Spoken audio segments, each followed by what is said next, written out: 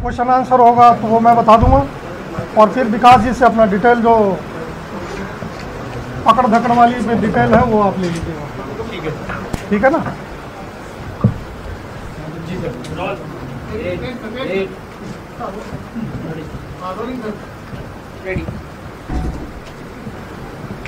इस साल में राज्य सरकार ने छोटी बड़ी 100 परीक्षाएं आयोजित की थी, और सभी परीक्षाएं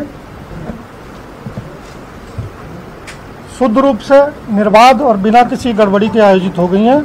तो जो राज्य सरकार की परीक्षाएं हैं उसकी सेंचुरी लग गई है, और परीक्षा साफ सुथरी शुद्ध तरीके से हुई है। ये परीक्षाएं आरपीएससी द्वारा भी आयोजित की गई हैं, जो अधीनस्थ कर्मचारी चयन बोर्ड है उनके द्वारा भी आयोजित की गई हैं, और कुछ डिपार्टमेंट्स ने अपने लेवल पे भी परीक्षाएं आयोजित की है। मिला जुला के जो ऑर्गेनाइजिंग एजेंसी है और जिला प्रशासन है वो धन्यवाद के इसके पात्र हैं कि पहले जिस चीज़ के लिए राजस्थान परीक्षा में गड़बड़ियों के लिए जाना जाता था उस पर प्रभावी अंकुश लगा है पिछले 6 महीने में। इस साल एसओजी में लगभग परीक्षाओं से संबंधित 38 FIR दर्ज हुए हैं, जिसमें 28 मुकदमे डमी अभ्यर्थी बैठाने से रिलेटेड है। बाकी परीक्षाएं पेपर लीक, फर्जी डिग्री इस तरह से संबंधित है।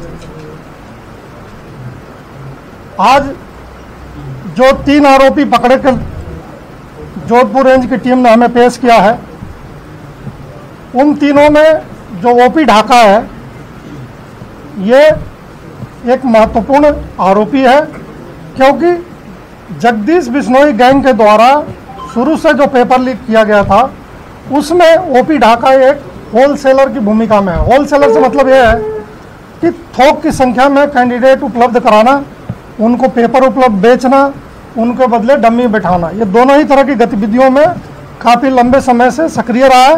पहले भी कई मुकदमों में इसका चालान हुआ है।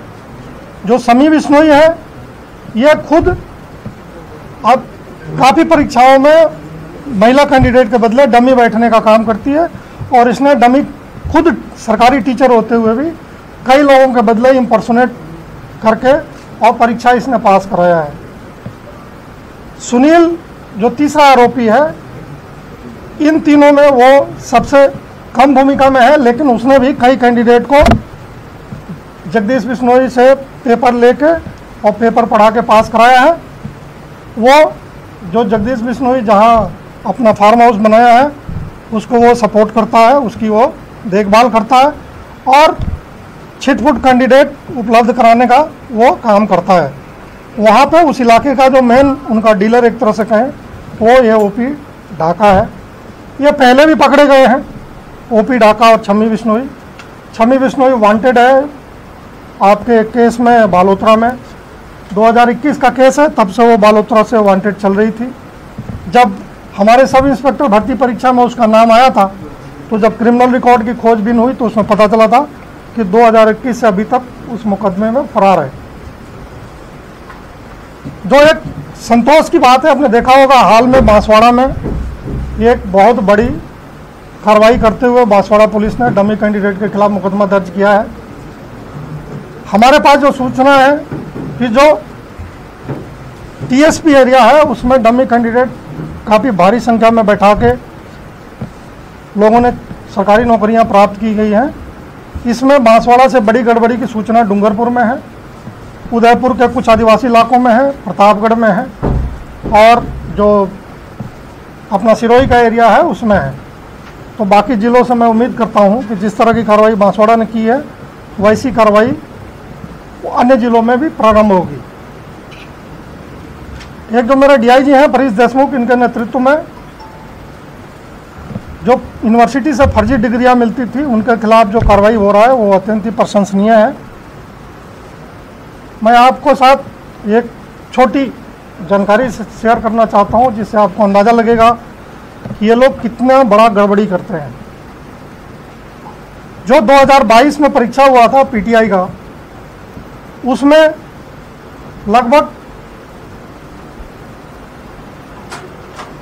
1336 लोगों ने बीपीएड की डिग्री ओपीजेएस से है ऐसा लिखा था, जबकि वो यूनिवर्सिटी को ये कोर्स चलाते हुए मात्र 5 साल हुए थे और 100 की उनकी सैंक्शन स्ट्रेंथ है।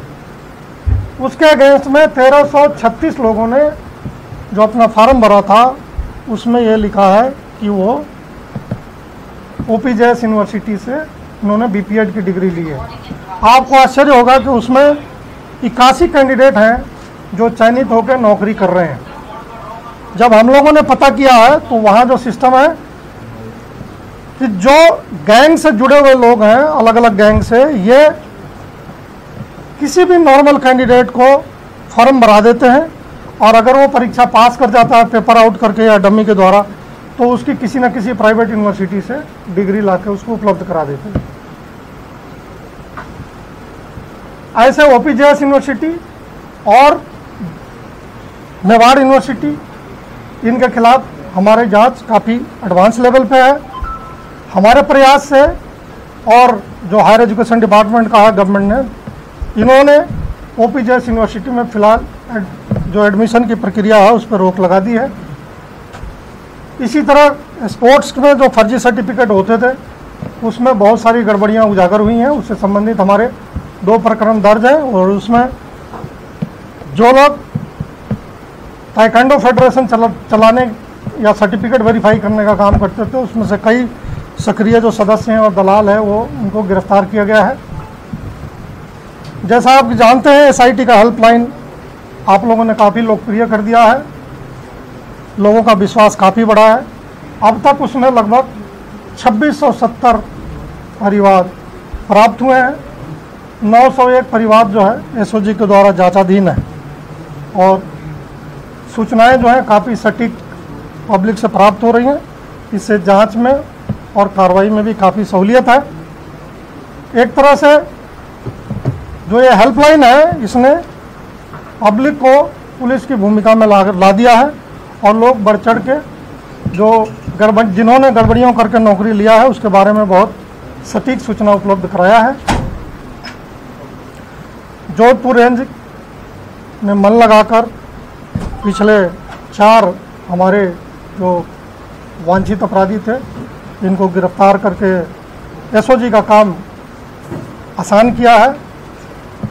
मैं इनके और इनके टीम को बहुत बधाई देता हूं, बहुत साधुवाद देता हूं और आगे की कार्रवाई के लिए विकास जी को मैं अनुरोध करता हूं कि जो पकड़ने की जो प्रक्रिया है उसके बारे में काफ़ी क्यूरियोसिटी उनकी होगी इनको, तो उनको बताएं। और मैं हाँ आरएसएस में कितनी एफआईआर दर्ज कराई पीटीआई भर्ती परीक्षा में? लगभग आरएसएस भर्ती की पीटीआई उन्होंने दर्ज कराई है। हाँ, कितनी एफआईआर टोटल? उन्होंने कई जांच दी है जिसमें से अभी 35 है, आंकड़ा तो होगा 35 है। ऐसा देखिए एफआईआर की संख्या तो 35-40 नहीं है। कैंडिडेट एक एफआईआर में एक से ज़्यादा कैंडिडेट है, कई में 10, 20, 30 है, कई में 15, 20 है, इस तरह का है। हर जरूरी नहीं है कि हर एफआईआर इंडिविजुअल कैंडिडेट के विरुद्ध हो। सर 81 कैंडिडेट आप बता रहे हो, 81 कैंडिडेट ने फर्जी तरीके से पीटीआई की परीक्षा पास की। मैं ये नहीं कह रहा, मैं ये नहीं ये कहा कि केवल तो एसओजी के डीजी वीके सिंह की प्रेस कॉन्फ्रेंस